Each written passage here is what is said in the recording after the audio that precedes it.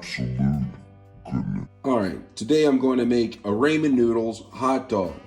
Right here, I have ramen noodles left over from yesterday where I strained the juice from it. And it's just dry right here, but it has a lot of flavoration. I have a green onion. I have a hot dog bun. And I have a slice of all-American cheese. The first thing I'm going to do is I'm going to slice up the onion into moderately small slices of onion. Don't get the bottom pieces because they are too crunchy, so I'm just going to put this to the side.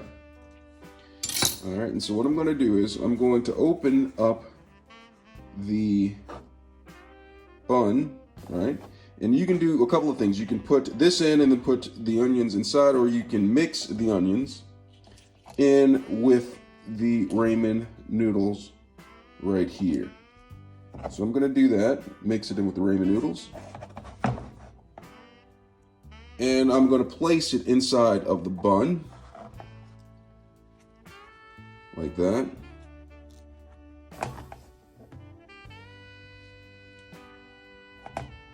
And then I'm going to take a piece of cheese and just throw this on top. And you want to do it at an angle because it gives a nice effect to it. And place it like that. There's a little piece right here. You can choose to eat this piece or maybe add it to the mix. And now I'm going to put it inside of the oven, inside of the broiler, and wait for it to toast. All right, so let me go ahead and do that. But before I do that, I'm going to get a pan that I choose to use a piece of aluminum foil.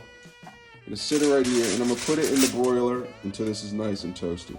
Let's get started. All right, so after it's done, this is what it's going to look like.